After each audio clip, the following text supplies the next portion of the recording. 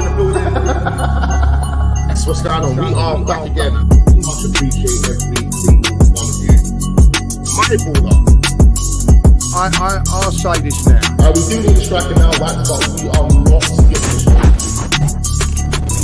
Big France want to win, make it happen. Shot fired. Arsenal had made off a player, made off a player. We want to back context.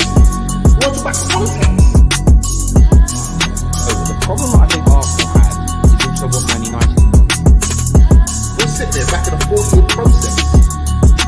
These man that you're referring to, they're on my level. Big up White for love you, man, watching from Poland. I don't give a who the manager is. I just want my club to operate at the standards that I expect. Maybe you watched that stream where I said there's a championship player. It's like, until this ownership and managers go, Arsenal ain't winning anything. Now make sure you are hitting the like button. Shots fired.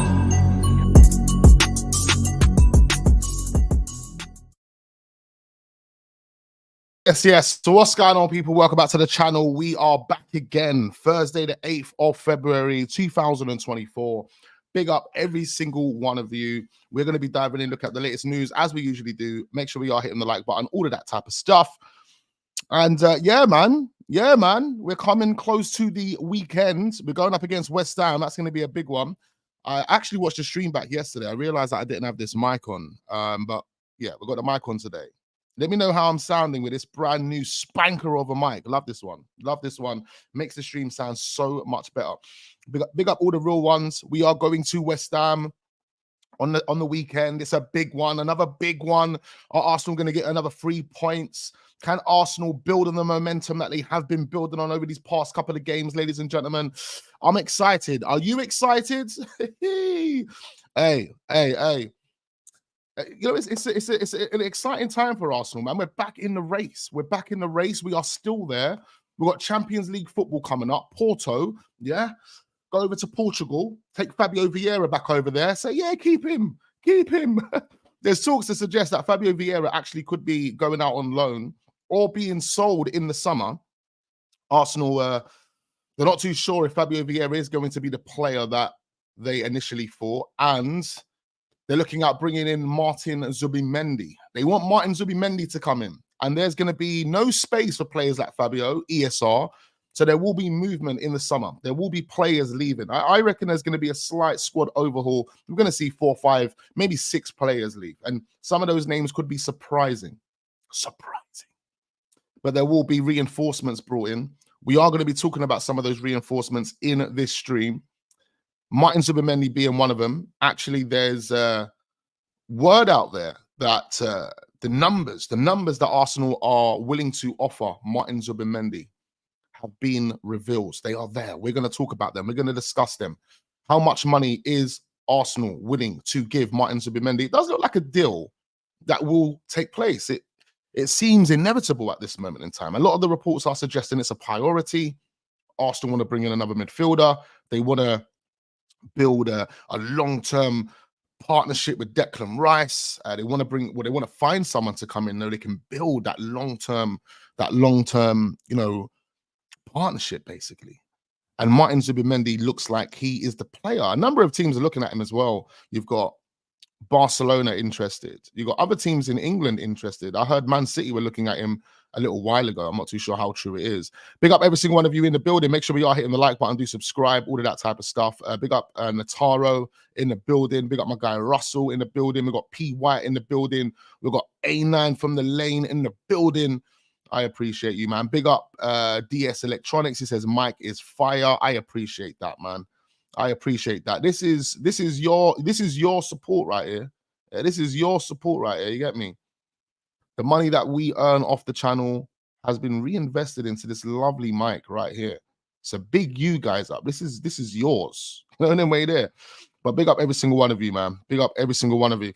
So yeah, like Martin Zubimendi, we were going to touch on Martin Zubimendi more. Jorginho, someone's mentioned Jorginho. There are talks that we're going to be extending his contract by a further 12 months. Mikel Arteta wants to extend it by a further year, so giving him 2 years. But it looks more likely that the 12-month extension will be triggered for Jorginho. So I mean, is that good news? Are we happy with that? You know, I know he put in that amazing performance against Liverpool, man of the match performance. And you give, like I said in the past couple of streams, you give Jorginho the freedom to play his game. He can consistently play like that, pull the strings in midfield. Martin Zubimendi has similar qualities, to Jorginho, but he has more to his game. We'll obviously touch on Martin Zubimendi. A player that I did actually want to talk about is a central midfielder at Arsenal Football Club who is, I mean, everyone's under scrutiny, but this guy is under the microscope. Obviously, he's the captain of Arsenal Football Club, Martin Odegaard. We're talking about Martin. Bear Martins in this stream. Martin Odegaard. Now, Martin Odegaard has been questioned. A lot of people question Martin Odegaard about, you know, what he does in a game, how influential he can be, X, Y, and Z. Now, I personally, I like Martin Odegaard. I call out players. I've called out Martin Odegaard a number of times. Do you know what I mean? I would say that Martin Odegaard at this moment in time isn't a world-class player. He's not, even though these stats could, you know, argue that, right? I still wouldn't say that Martin Odegaard is a world-class player at this moment in time. Martin Odegaard needs to get over the line for me. You know, when you need to get over the line, you need to win a Premier League, you need to win a Champions League, or you need to at least win a domestic cup back-to-back, or do a double domestic cup double in a season. You know, like, I need to see that. I need you to be that type of captain for me. If you can do that, then I'll say, you know what, Martin Odegaard, you are world-class. He's got the potential to be that, and this stat here clearly demonstrates that. But one thing, or shall I say illustrates, one thing that people are always calling Martin Odegaard out for is, you know, what he's doing in the final third. Is he putting balls on plates? He only passes the ball to Saka. I'm not really seeing him do much. I've been guilty of doing this, and I think rightly so in many games, that Odegaard hasn't been as influential as we would like him to be. But this stat here, what it says is Martin Odegaard has created more chances from open play, 43, than any other player in Europe's top 5 leagues this season. So Odegaard is definitely doing his job. Odegaard, and I said this the other day when we were actually talking about Odegaard, and there was a lot of criticism about his overall performances in games. I was saying, if you actually go and look at the numbers, Odegaard's creating about 2.7 key passes a game. Come on, bro. Or it was like 2 point something, like 2.4 to 2.7, one of those figures there. And I mean, for you to be doing that per game, it shows that as an attacking midfielder, you are doing your job. The problem that we have, and everybody knows what the problem is scoring the goals. It's converting those chances. That's our problem. And this is the reason why in today's stream, we are going to be talking about Arsenal's attackers, strikers, the possibilities of signing a new striker. Arsenal will 100% sign a striker in the window. Who will that striker be in the summer? Who will that striker be? That's something we're going to be discussing. But that's something that we're lacking, and that's something that we clearly need. Odegaard is creating the chances. He's created the most chances from open play this season in the top 5 leagues. And, you know, we haven't been finishing those chances. We haven't been finishing our dinner. You know, that's been a major problem. So we have to give credit to Odegaard. Odegaard has been on fire this season. I think Odegaard's probably been involved in more games this season, like heavily involved, influential in those games, in more games this season than he has in any other season. And it's mad because you look at Odegaard's GA from last season and you're like, well, look at the GA from last season. He was definitely influential. What the problem is for Odegaard is that he's creating chances. Right now, Odegaard will probably be on 10, 12 assists, maybe even more than that. But again, he's not getting, people are not converting those chances. So Arsenal have to identify this and rectify this in the summer. We've got Dusan Vlahovic, we've got Ivan Toney, we've got Victor Osimhen, all being linked with a move to Arsenal. These look like the 3 top targets that Arsenal will be looking at. So obviously we will touch on those 3 players, but that clearly is what we're missing at this moment in time. clinical edge. Signing Kai Havertz was stupid because, you know, it doesn't make, and I know some people are going to hate that we go back to this Kai Havertz deal, but this is the deal that everyone's always going to use. It's always, and it doesn't even matter. It doesn't even matter about his overall quality at this point. It just matters about the return at this moment in time. There is no return for the amount of money we have spent on Kai Havertz. If we've got Odegaard putting up these numbers, right? If we've got Odegaard putting up these numbers, and you look at Odegaard last season who also put up numbers. You look at the other players last season that also put up numbers. All you had to say to yourself is, I need a striker. It was clear as day. It was clear as day. Clear. Everyone chipped in last season. It was phenomenal. It was fantastic. Everyone, right? But the one thing that we didn't have is that guy that was always hitting the back of the net. Yeah, we got this guy chipping in, this guy chipping in, that one chipping in, but we didn't have the consistency of that one player just always hitting the back of the net, the same way Man City did, the same way the same way Liverpool did. Remember, that's the competition. They're the people that we're looking at. They're the people that we're trying to compare ourselves to. So when we're looking at numbers, we have to also do the same thing. They've got Mo Salah doing 40 plus GA. You've got Haaland doing 40 plus GA, as well as the rest of the players that are chipping in as well. So you look at what Arsenal done last season, and what kind of let Arsenal down is the fact that we didn't have that clinical striker. And if we did have that, if we had that Haaland last season, if we would have had that Dujan Vlahovic, if we would have had an Aubameyang, the maddest thing is if we would have had an Aubameyang last season, we would have probably won the league.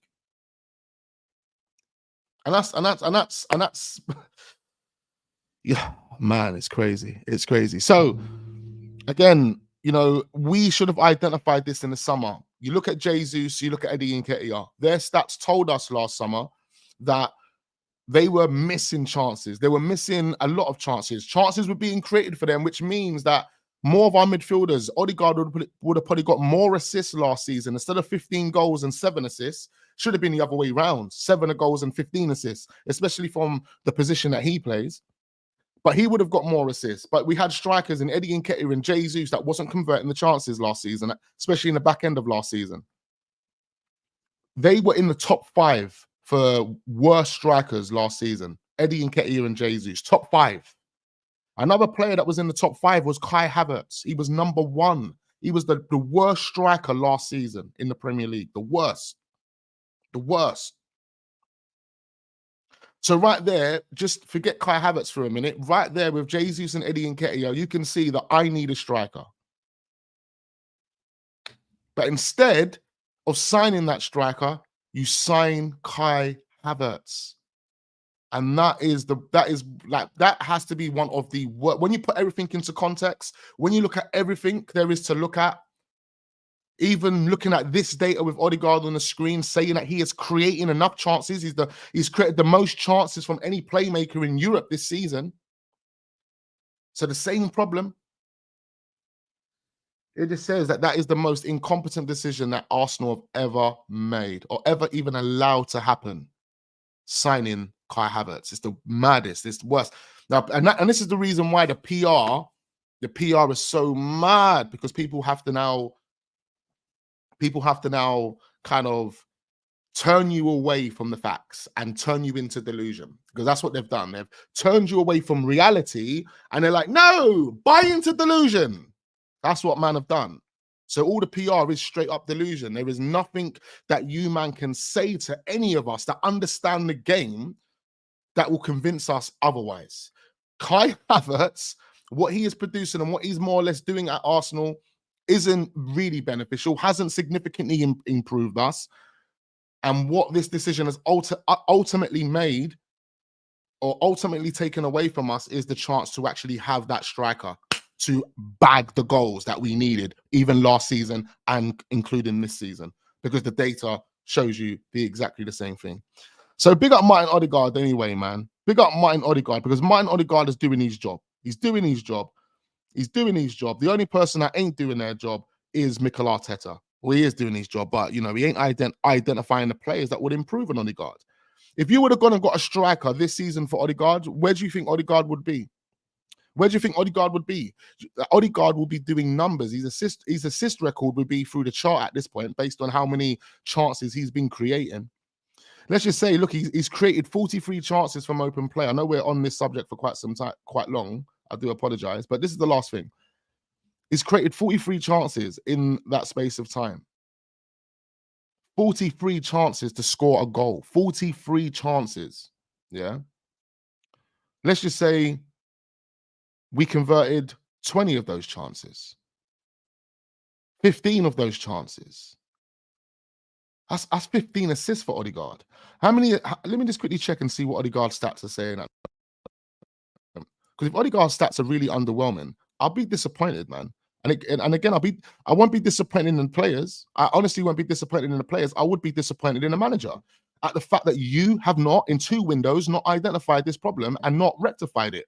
Not given Odegaard, not given Saka, not given Martinelli the striker that they need, or even Jesus, the striker that he needs to bounce off. We didn't have to sign Kai. We could have put Jesus in that number 8 role. He would have cooked in that role more than Kai has ever cooked in his life. So I just don't understand these decisions. It's a decision that's been made. Obviously, it's a bed we have to lie in at this moment in time. We have no choice. But Odegaard's only got 3 assists in 20 games this season. That is embarrassing. Again, it's a reason to rant. It's actually a reason to rant. It's a reason to rant.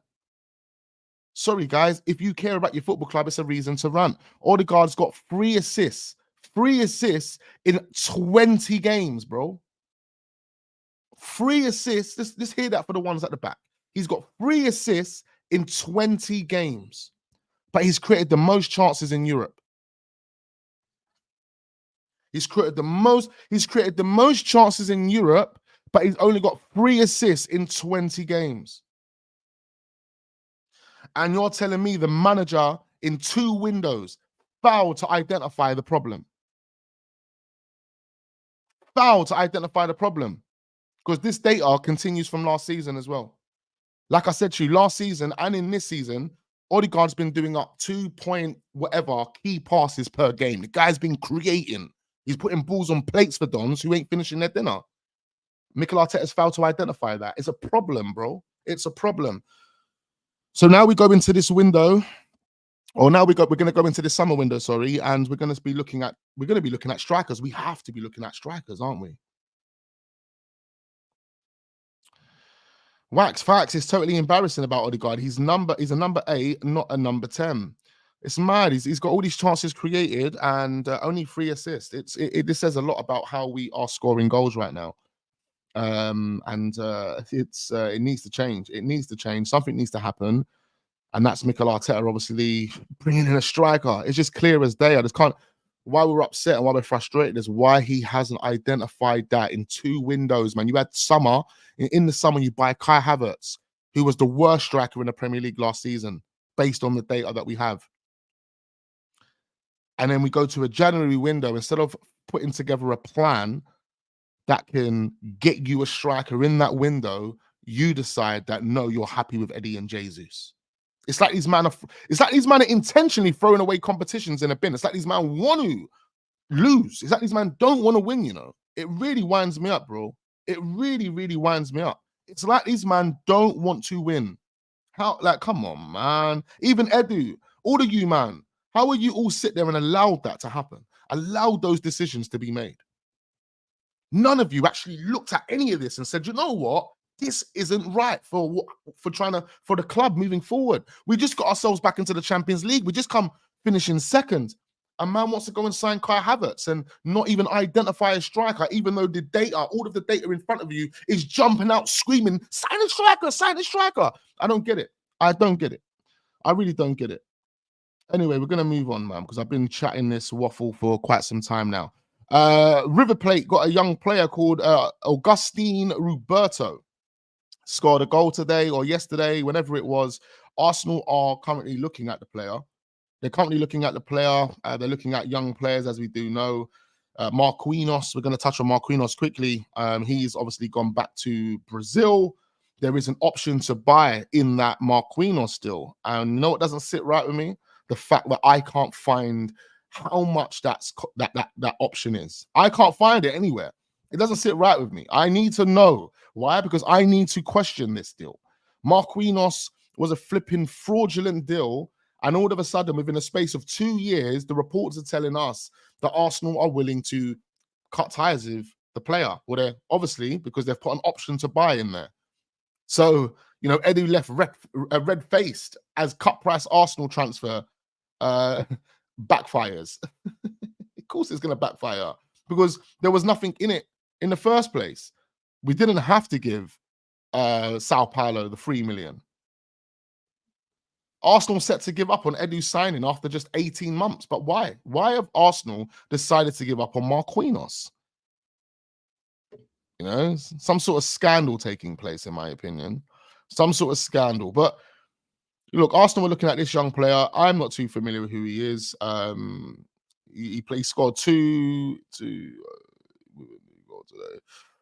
for him in only 73 minutes. So he scored 2 goals in 73 minutes, I think, in 2 different games. Reports say Arsenal are one of the teams scouting him. So big this young player up. Do let me know if you are familiar with who this player is. Mbappe.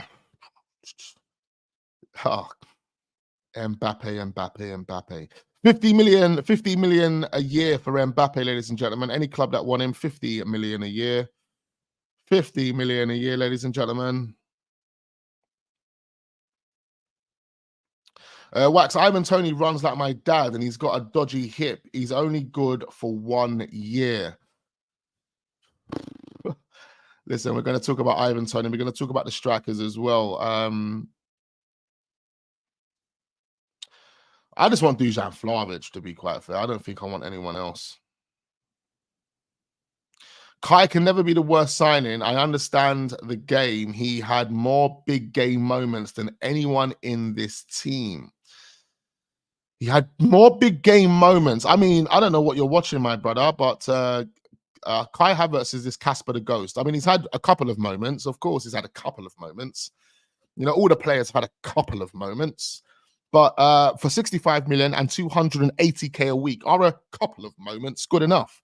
No, they're not. For a player that just doesn't look like he's, I don't know, man.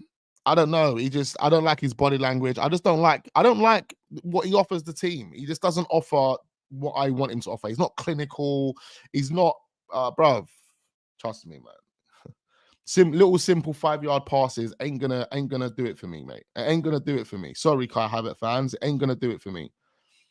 I need so much more, so much more. Like I said, I'll give Kai Havertz to the end of the season, but if he does nothing, if he scores no more goals, if he ain't doing anything spectacular, which I haven't seen so far, I ain't seen nothing spectacular from Kai Havertz whatsoever. So, you know, like if I don't see anything spectacular, then I'm not too fast. I'm just gonna hope that mikel Arteta brings in a better player and puts Kai Havertz on the bench, and then eventually we sell him. It's just a waste of money. It's a waste of money. Bad for business. Kai Havertz, all this gas for cat is bad for business, bro. That's all it is. It's bad for business, and it's not. And he hasn't really been beneficial for the team, has he?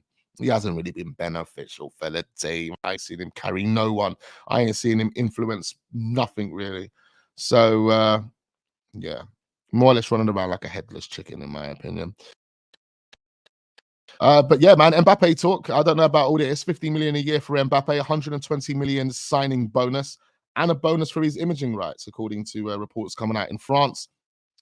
There's crazy financial demands for Mbappe. He will never come to Arsenal Football Club. 50 million a year. Remember, Arsenal were generating about 500 million a year. Flipping out. Are you telling me 5% of that's got to go to Mbappe, or 10%? 10% even. Ooh. 10% of that's got to go to Mbappe. That's crazy. Anyway, let's move on to this player, Martin Zubimendi. Fabrizio Romano has given us some updates, and there is some Spanish publications talking about the financial package that Arsenal have offered Martin Zubimendi, which is pretty interesting as well. So make sure we are hitting the like button, do subscribe, all of that type of stuff.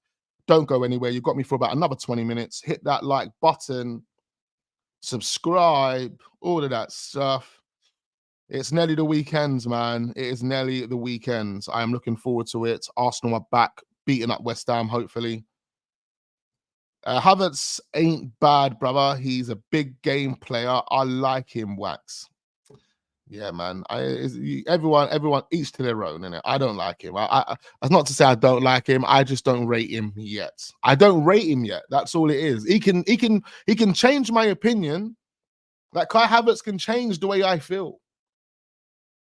If I was seeing the Kai Havertz at Bayern Leverkusen, I would be gassed. And I'll be saying, yes, Kai, King Kai. You know, then way there. Big you up, Mafia boss. Always appreciate you each and every time. Yeah. But listen, it's not to say he can't convince me. I'm just not convinced yet. I'm not convinced yet. I need to see so much more. You know? Nicolas Pepe gave us so much more. We put so much pressure on Nicolas Pepe. We actually threw Nicolas Pepe under the bus. We called Nicolas Pepe out. Nicolas Pepe offered us more.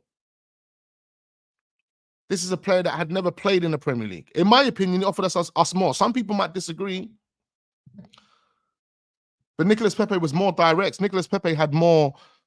He was just, I don't know, man. He seemed more involved in the game than Kai Havertz is. I know Nicolas Pepe eventually vanished under Mikel Arteta, but I was talking about the first 6 months of Nicolas Pepe. The first 6 months of Nicolas Pepe was cooking. Let's not get it twisted. Nicolas Pepe was cooking in the first 6 months. It was when Mikel Arteta came in and lockdown came, and then we come out of lockdown. That's when everything went to shit for Nicolas Pepe as well. First 6 months of Nicolas Pepe, he was cooking, man. But I get it. He doesn't have, you know, great mental ability. Listen, anyone that's been on this channel knows I called Pepe out from early, blood. You know, I called Pepe out from early. I told you all of the flaws in Pepe's game. I told you the mental qualities that Pepe didn't have, that he lacked, that we needed in order to be a team that want to consistently win the league.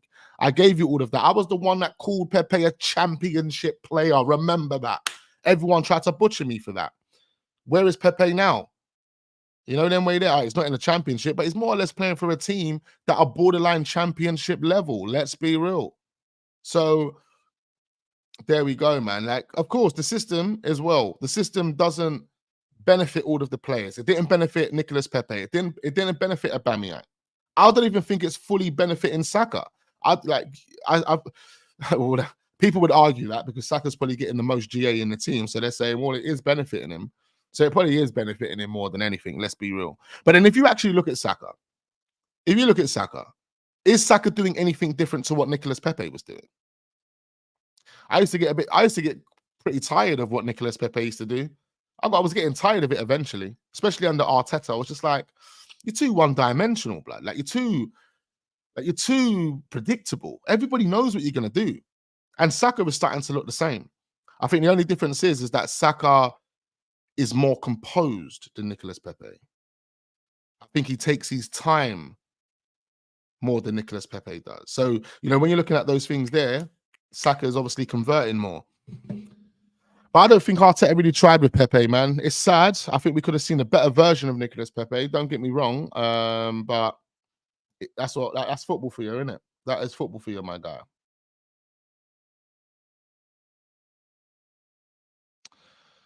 He has been our best player for 4 years. Listen, I'm not even calling Saka out, bruv. Like, you don't need to defend Saka right now, yeah? Nobody needs to defend Saka, bruh. No one needs to defend him, yeah? No one's calling Saka out. Like, I like Saka. Saka's one of the favorites. Come on. Can he be better than what we've seen? Yes, definitely. So that's all we'll say on it. But let's moving on to Martin Zubimendi anyway. Fabrizio Romano has said that Martin Zubimendi is on Arsenal, Barcelona, and Bayern Munich's transfer list for the summer. At the moment, there is nothing more than this, as Zubimendi only wants to focus on Real Sociedad, and he loves his club. He is fully focused on La Liga and the Champions League with no distraction at all. It will take time. There is nothing for February or March, despite some talk that Arsenal have already begun laying the groundwork for this deal. So Fabrizio Romano is more or less just kind of throwing water on the fire at this moment in time. He's basically saying, listen, Arsenal are in the race, but nothing's happening. Nothing's happening at this moment in time, so on and so forth. Now, I don't think that is true. I think something is happening behind the scenes. If you go and look at other reports published in Spain, in other parts of the world, they are saying that Arsenal are kind of been in talks with the representatives of Martin Zubimendi. So Fabrizio Romano might be right here in saying that there's no distractions for Martin Zubimendi because he's focused on Real Sociedad. And that's right. He isn't in direct talks with Arsenal. He isn't in direct talks with Barcelona. None of that is the case. However, his representatives that do a lot of the talking for him will be. They will be the guys that will be connecting with different clubs, connecting with different agents, sporting directors. They could be having tea, dinner, whatever it is, lunch, whatever it may be, and just kind of talking over the prospects of having the player at the club, what it could potentially bring for the player. Like there's all those little bits and pieces, but at the same time, there will be indications of figures that will be spoken about. So when you have these publications talking about, oh, well, the player might earn, 10 mil a year, it might not be the exact figure, but it definitely is along the lines, because these conversations will be had and there will be some way of that information being leaked to journalists and so on and so forth. People obviously are compelled to believe what Fabrizio Romano says more than anything, but you have to also just kind of take in some of these smaller journalists, some of these smaller platforms. I'm not saying take it all as gospel, but take it in, connect the dots for yourself to try and understand and make sense of it. But again, these talks between the representatives and Arsenal, or the representatives or any football club that are interested in Martin Zubimendi, will be in the process. Whether that representative will be going to Martin Zubimendi saying, "Oh yeah, Arsenal are interested," is a different story.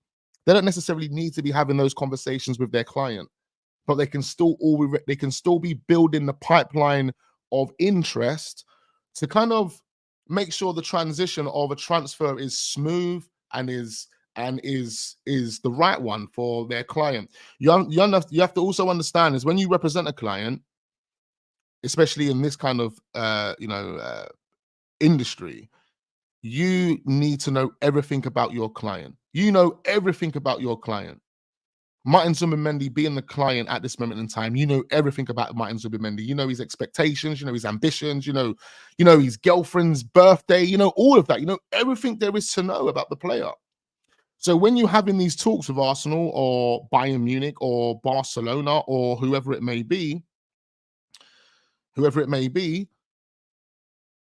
then you have some sort of understanding of what or where you can go with that conversation. So you will know, like, all right, cool. Martin Zubimendi will be happy with maybe 200k a week. Martin Zubimendi right now is earning how much? He's probably earning about 75k a week. He's probably earning about 75k a week. I'll quickly find out. But as an agent, for my client, you will know everything there is to know. You will know what type of money would be right for Martin Zubimendi. Why? Because you know everything that comes with Martin Zubimendi. You know his businesses, his personal life, his lifestyle, what he does with his partner, with his family, everything that this guy does. So, you always have the client's best interest at heart, and therefore I can now represent you and go into these conversations and get something done. According to some of the reports that are coming out anyway, to avoid all the waffling, from Spain, they're basically saying that Arsenal and the agent, or Arsenal and Martin Zubimendi, have agreed personal terms of 160k per week. 160k per week. Now, Fabrizio Romano is not confirming this, but there are publications out there that are suggesting that Arsenal and Martin Zubimendi, if a deal is struck between both parties, then it will be 160k a week that Arsenal will be signing him up for. Wax with the facts about Nicolas Pepe. Absolutely, man. Look, Nicolas Pepe, man, he was decent. It wasn't the player that we thought he was going to be. Unfortunately for Pepe, unfortunately for a number of our players, they went through a mad transition at Arsenal. 3-4 different managers, including the interim manager in Lundberg. It was difficult times. Not everyone could adapt. Not everyone understood what was going on. A lot of people were confused. There was a lot of uncertainty. And when it comes with, that type of energy, players start falling off, man. Players start falling off.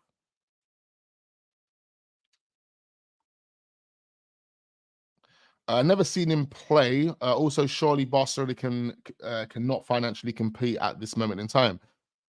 Yeah, Barcelona are going to find it difficult. Obviously, it's not even like they're going to find it difficult because they've got a load of assets that they can make money from, and that's what Barcelona's process will be. Deco has been speaking recently about Barcelona's process, and he has said recently that Barcelona don't plan to sell their players. They want to improve their squad, but they don't plan to sell their players. Now, I'm struggling to understand how that's going to work. How are Barcelona going to improve their squad without selling their players? I don't understand because they don't have any money. They're in over £1 billion or €1 billion worth of debt. You know, it doesn't look like they're going to be winning La Liga this season. You know, they're not winning any trophy this season. This is going to be a trophyless season, more or less, for Barcelona. That puts him in more of a situation. And then they're going to have to hire a new manager in the summer. I just don't understand how this all works for Barcelona. What type of levers are they pulling? I don't really get it. I fully don't get it. Barcelona, you know, when you talk about, I can't say they are, but when when they talk about, dirty clubs and, bro, the way Barcelona operate, with the way they get around things, they seem like one of those clubs. It's mad because I just don't know. I just don't understand how they're going to get it done, man. And there are a few players at Barcelona that, I mean, more than a few, that I'll be taking all day long. If Barcelona open shop was doing a wholesale, I'm in there, mate. I'm in there. I'm buying Frankie de Jong. I'm buying Pedri, Javi. I'm buying all those stones. Of course, that's going to cost you quite a lot of transfer money, especially if you have to trigger release clauses, because these men have got £1 billion release clauses. You see how smart they were? I mean, it's not even smart. But it's basically just saying, listen, what Barcelona basically said was, we are in debt. We're in debt by several billion, yeah? But we've got all these great young assets. We know their assets. We know that everyone's going to want our players. Everyone. And we've got plenty more coming through the academy. Don't get it twisted. Plenty more. Everybody wants to play for Barcelona. But signed some new Brazilians. Them Brazilians that they've signed, they're going to go for crazy amounts of money. But anyhow, they've given these players new contracts. Pedri, Javi, whoever they've given new contracts to, they've put £1 billion release clauses in their contracts. 1 billion. So don't worry. If you want Pedri, come get him. But just know you have to pay our debt for us. Yeah. Just know you have to clear our debt for us. That's how Barcelona are operating, blood. What's the crack, Rock? Big you up, my guy. Nothing but love and respect to you and the family. Hope you and the family are doing well as usual. Guys, man, we've got almost 100 people watching this stream. No one's really getting their comments in. I keep looking at this comment section. I'm seeing like 5 comments at a time. What's everyone just doing? Just relaxing and watching. What are you guys doing? What are you guys doing? Big up you guys though, man. Appreciate you just watching. It does help with the watch time. But make sure we are hitting that like button. The like button, it triggers that algorithm and we will bang. So make sure you hit the like button. Get that done as soon as you step into the room, man. Frankie de Jong at the carpet, the scenes. Yeah, Tommy, I'm telling you, man, that would be incredible. Frankie de Jong is the perfect number 8 for us. Frankie de Jong is so versatile in that role that he can drop, be the 6. He can drop, be the centre-back. He can do Declan Rice. He can do that. And then you can allow him to have the freedom to express and get forward. And I'll tell you now, if you let Frankie de Jong loose, oh, wow, this guy he's got pace on him. The way he hits man in the transition and springs on attacks, it's incredible. Frankie de Jong is one of the most intelligent, one of the most well-educated central midfielders you will find in a very, very long time.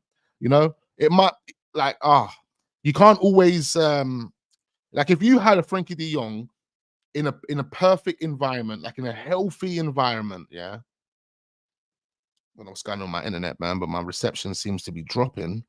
If you have Frankie de Jong in a perfect, healthy environment, Frankie de Jong just cooks all day, every day. All day, every day. Big up Russell, he says, just listening. Big up the guys that are just listening. Some people treat it like we're on Spotify and that. I appreciate that. Love that. Love that. People like listening to my voice as well, man. I've got a good voice, I heard.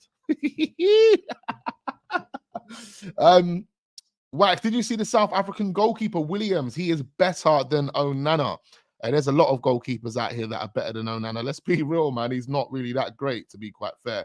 Only 32 likes on the video. Make sure we are hitting the like button, ladies and gentlemen. If you are just coming in, dropping in, saying hello, and then you're cutting out, make sure you hit the like button when you do that as well. We appreciate every single one of you either way. Wax, is Pepe doing bits on this AFCON? This edition, how many games has he played and how many goals has he scored? You listen, I don't know. Honestly, I haven't even followed AFCON like that. I've been super busy. I haven't followed AFCON. I've seen a few highlights, but I haven't watched one full 90 minutes. And that's embarrassing. I should be ashamed, really. You know, a man from Africa not supporting what's going on with African competitions. I should be ashamed. I do apologize. But I didn't find the time to watch it. I do apologize, man. Okay, so yeah, this Martin Zubimendi deal anyway. It definitely is a priority for Arsenal Football Club. It definitely is a priority. So 160k was what we were talking about. That's what these Spanish publications are suggesting Arsenal have agreed or willing to offer Martin Zubimendi. I'm not too sure how true it is, but we'll see what happens, man. We'll see what happens. But what's going to happen for Arsenal in terms of the striking position? What are we going to do? Are we going to go into the summer and we're going to put money down on the table for a striker? Are we going to get that done? Just to quickly tell you guys about Enzo Fernandez. I know there was reports coming out that we shared yesterday to suggest that Enzo Fernandez wants to leave Chelsea. Fabrizio Romano has confirmed that his agent had put those rumors to bed. He has basically said that rumors about Enzo planning to leave Chelsea are not true. Enzo has no intentions of leaving. The leaders were very clear with this project. The leaders, okay, the owners, I believe. When the pieces of the team fit together, well, Chelsea will move forward, he told. So it sounds like Enzo Fernandez's agent is insinuating that this is going to be a process for Enzo Fernandez. He's not leaving anytime soon. He's going to stay put. We saw the screamer that he scored against Aston Villa yesterday. That was a bad boy goal. No goalkeeper in the world would have been able to save that goal from Enzo Fernandez yesterday. No goalkeeper. That is beautiful. And that's something that we're missing at Arsenal. Another reason why I would take Enzo Fernandez at Arsenal if that opportunity arose, because I like him. I do actually like him. All right, I wanted to talk about the strikers. Guys, hit the like button. Strikers. Kivior expected to leave in the summer. Arsenal expecting offers for Kivior in the summer. AC Milan among the clubs interested. Arsenal interested in signing Hato as a potential replacement, according to reports coming out this morning, published by Collins from the Daily Mail.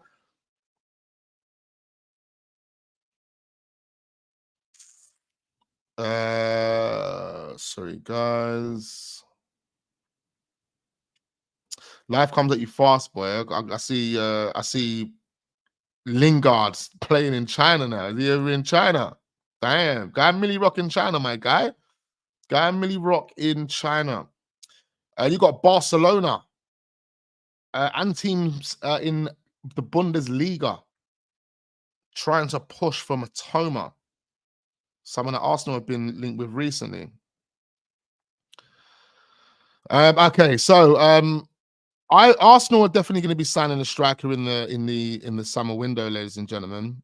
But who is that striker going to be? I want your thoughts. I want you guys in the chat to really, engage in this one and let me know who you want at Arsenal this summer. What striker do you think Arsenal need? Who fits this system? Who fits our style? Who can come in and give us 20 GA, 20 goals? Forget the A. 20 G. We want 20 grams, blood. Yeah, of the big. We want 20 grams of Cali blood at a bare minimum. I'm joking. We want 20 G, bro. 20 G at a bare minimum. Who can give you or give us 20 G at a bare minimum? Is it Ivan Toney, ladies and gentlemen? Is it Ivan Toney? Is it Dusan Vlahovic?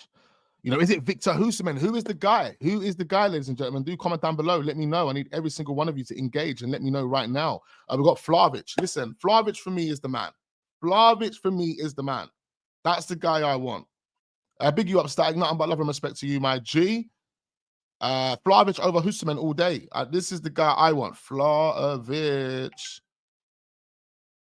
He plays in South Korea. Oh, it's not even China. South Korea. I didn't even know they had a football league over there. I'm joking. I'm joking. Oh, South Korea. Crazy, crazy. Russell wants Tony. Tony over Vlahovic. Is that what we're saying? Is that what we're saying? Ivan Tony over Vlahovic. Osimhen over Vlahovic. Osimhen and Vlahovic can hit 20 league goals. All right, you know what we'll do right now is we'll do the comparisons. We'll look at everyone's stats. Firstly, Ivan Toney's asking price will be different in the summer for sure, even before Thomas Frank's public admission yesterday.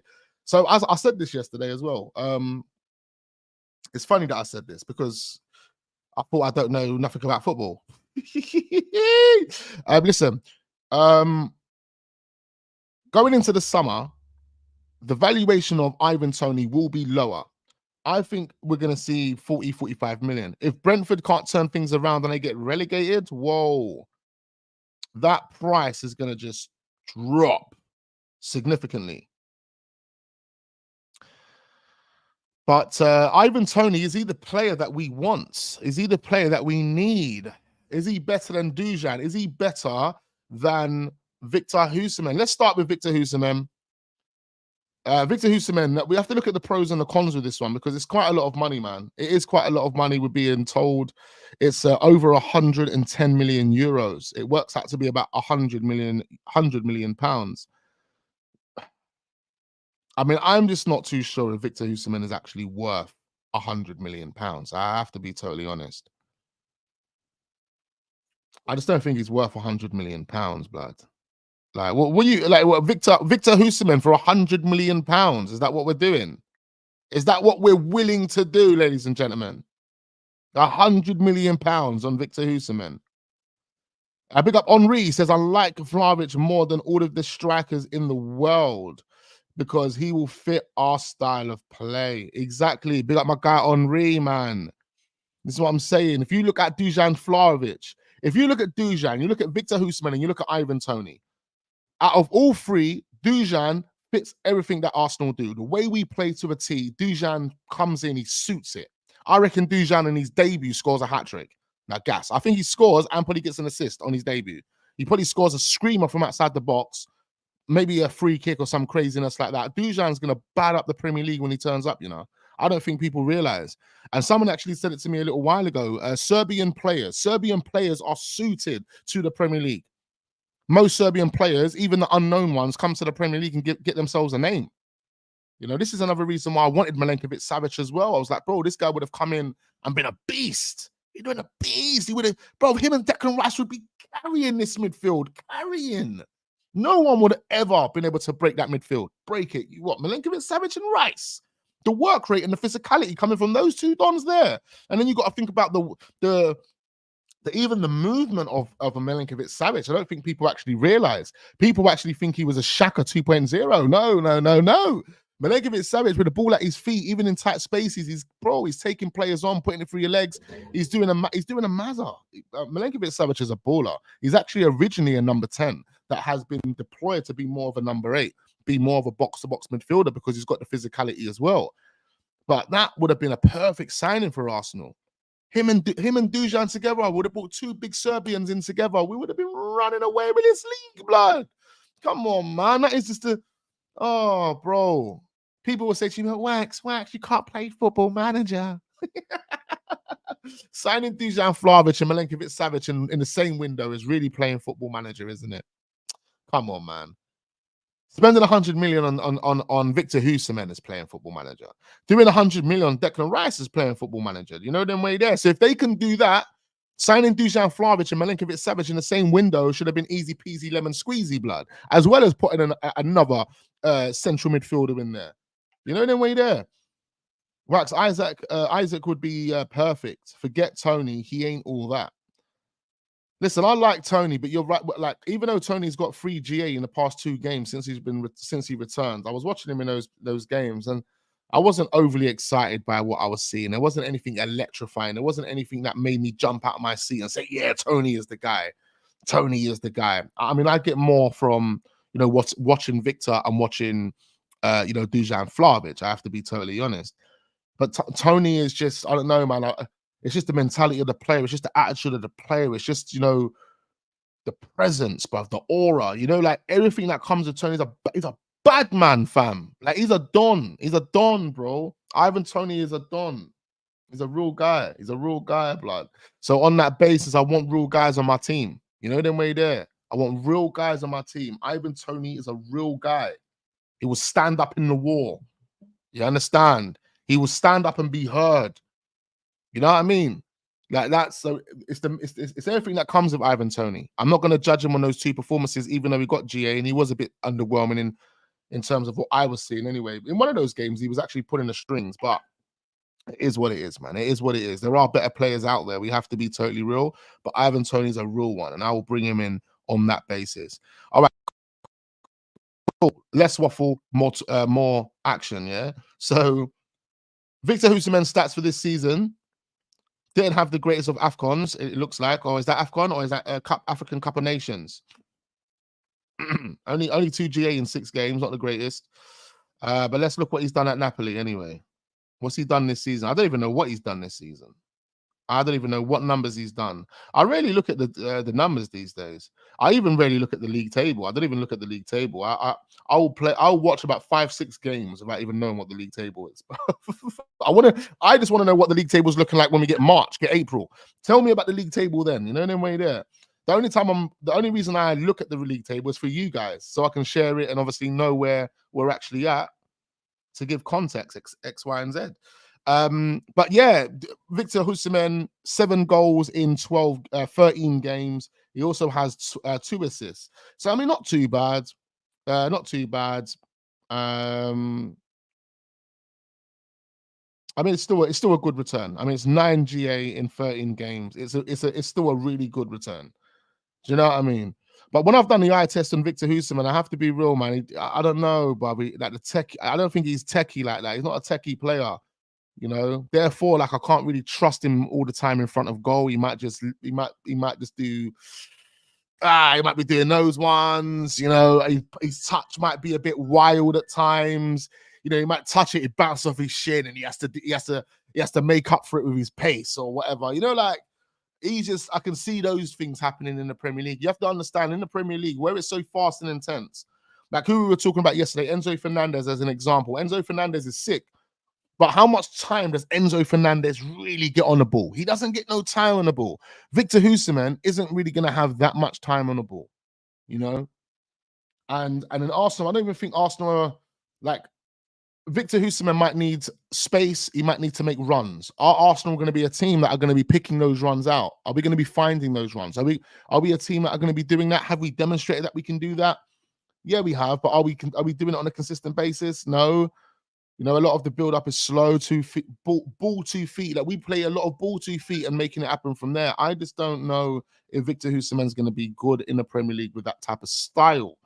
Them way there. I think he's going to need a lot of the balls. He's going to have to run onto a lot of balls. That's what I think he's going to need, because that will make up for his poor bits of technical ability. And that's just my thoughts on that.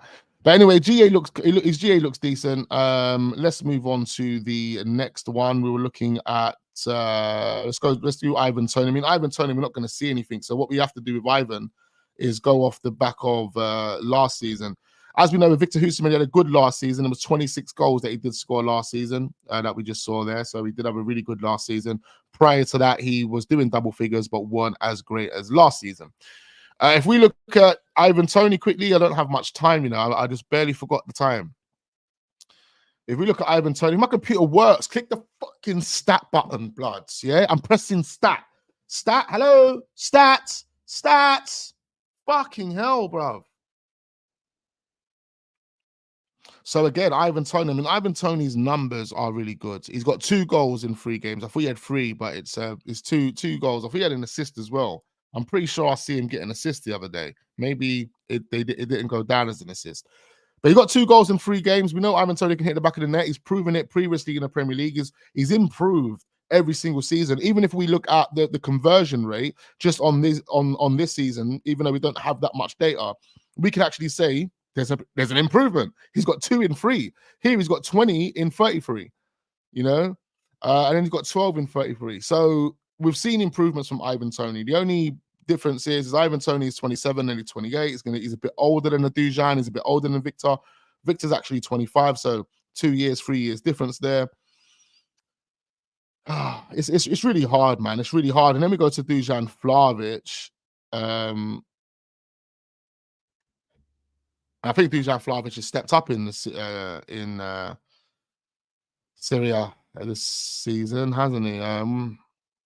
24 Dujan Vlahovic has just turned 24. I remember his birthday the other day. One of my ballers had to wish him a happy birthday and all of that. You get me? Come on. Let's click the stats, blood. What is going on? What are you thinking about? Bloody hell. Okay. All right. So, I mean, for Juventus, the conversion rate in his first season wasn't too bad. 7 in 15 games with 1 assist, so 8 in 15. It's not too bad. It's like a goal every other game or a GA every other game. Last season wasn't the best seasons for Dujan, and I think a lot of people were calling Dujan out last season based on these numbers, but I think the system itself wasn't really beneficial. It just wasn't working for him. But now this season, there's been a slight turnaround. We can see that Dujan has got 15 GA in 21 games so far for Juventus this season. So he has been prolific in front of goal, and he's doing well. He's doing well. So we're looking at the numbers, man. All 3 of them have got numbers that you will take. You say, "Yep, I'm taking all 3 of these guys." Even Dujan, like at Fiorentina, his last season there, 17 goals in 21 games. It's just ridiculous. Absolutely ridiculous. The conversion on that is just ridiculous, So, man, it's crazy. It's crazy, man. Dujan is younger than Eddie and Nketiah. This is what I'm saying, brother. And we're out here raving about Eddie. Blood. Eddie's going to be 25 in about 2-3 months, bro. He's going to be 25 in about 2-3 months. So yeah, listen, they're going to be like the strikers that Arsenal will sign. One of these strikers that Arsenal will sign, ladies and gentlemen. Victor Osimhen, Dusan Vlahovic, or Ivan Toney. Anyone else will be surprising. There could be like a Benjamin Sesko, who we have been linked with in the past. He could be a potential signing. I wouldn't be too happy with Benjamin Sesko. I have to be real. He's not really that great. But he is great. But his GA hasn't really been up there, and I don't know, man. Maybe his head's just not been in the game. Maybe that move to RB Leipzig just shouldn't have happened. He should have just stayed over at where was he? Salzburg, stayed there, done his thing, and then maybe look for a move to a better club, to a bigger and better club. But it is what it is, man. But anyway, guys, I can't even read through your comments, man. I do apologize. I actually have to wrap this up. Make sure you are hitting the like button. Do subscribe if you are newly watching the channel, and yeah, man, all of that type of stuff. Leave your comments on the video after the video is done as well, man. We'll appreciate all of that stuff. Quick shout outs. Big up Andrew. Big up Abdullah. Big up A9. Big up Henri. Big up the Emirates faithful. I got a frog in my throat. Big up my guy Russell. Big up all the real ones in the building. All the guys that I can see at the bottom of the chat. Make sure we are hitting that like button. And guys, I look forward to seeing you lot on the next one. I look forward to seeing you on the next one. Peace. Peace to you. Yeah. I'm talking to you, blood. I need you to hit the like button.